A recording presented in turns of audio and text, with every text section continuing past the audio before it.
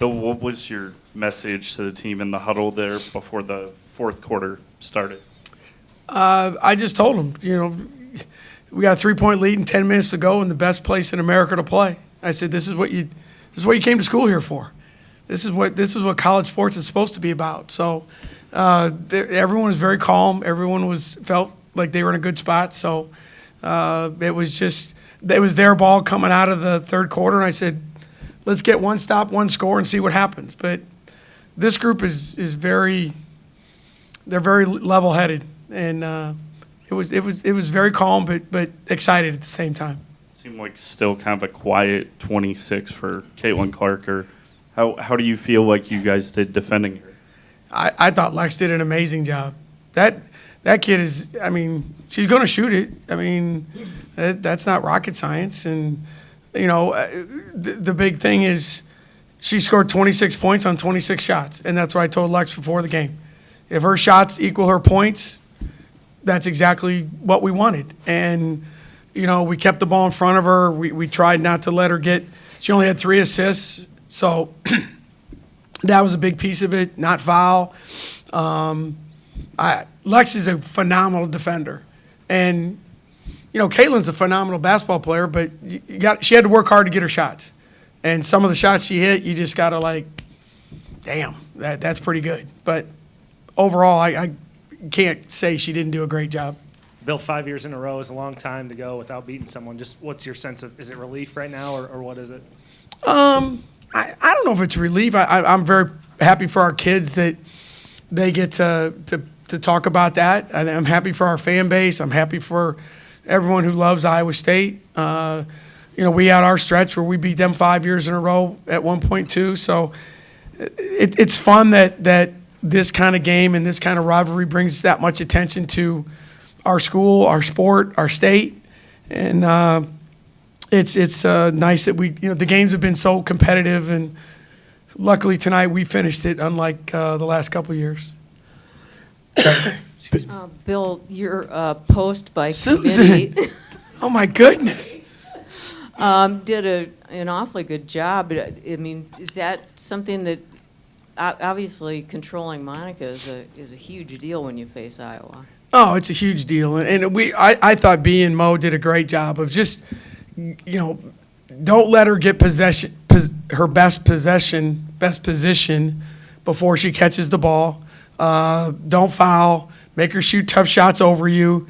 And we wanted to make her guard at the other end. And sometimes that's a way to kind of take their legs out a little bit too. And but I thought B and Mo were phenomenal. That kid is a phenomenal low post player. But I thought our effort tonight was outstanding. Bill, what went into limiting their transition opportunities? That's a heavy transition team. Yeah. Only 2 fast break points. No, that was a big piece of the game plan. Number one, we only turned the ball over 8 times, so there's not a lot of live ball turnovers. We sent 3 people back almost all the time, which we've never really done that much. So we decided we're going to give up a couple offensive rebounds. We told Aubrey and Emily Ryan to run to the 3-point line and take away Marshall, Warnock, who are catch and shoot 3 kids, and then told Lex, sorry, you got to keep Caitlin in front if you can. And I thought that's exactly the way we practiced it. Our scout team did an amazing job of simulating what I was about, and our transition defense was the focal point of our game plan. And I thought tonight it was as good as it could be, because they score a lot there. You're right. Bill, after everything this team went through last year, the game went through last year, these girls go through, what's this game mean to you, getting that environment, getting to walk off the court with them in a win, watching them, seeing Sweet Caroline, that kind of stuff? No, you just feel happy. As a coach, it's just like it's like a parent. You want your kids to feel good. You want your kids to be able to smile and celebrate. Our team works really, really hard. Every team does. I'm not saying that, but what they've been through and how they've managed themselves and how they've done the things that we've asked them to do, to have that moment. And I tell them after every game, before every game, I said, you're going to walk up the ramp at Hilton. And I said, you need to walk up the ramp with your head up, your eyes open, your heart full. And I said, this is a moment they'll walk up that ramp and they'll never forget it. And those moments don't come a lot in sports, and not as much as you want, but this group got it, and I'm really, really happy for them. Is it kind of fitting there that at the end of the game, it's Ashley grabbing the big rebound, Ashley at the free throw line, and It's just, kind of Ashley. Yeah, it's a lot of that. you know where I'm. Yeah, I know. No, I think it's good for her. I mean, obviously, when you come from Iowa City and, she hasn't had success in this series up till today. So for her to play the way she played, to get the last rebound, someone was looking over us today.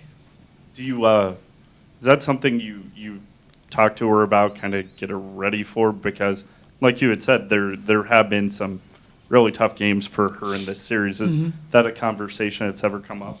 No.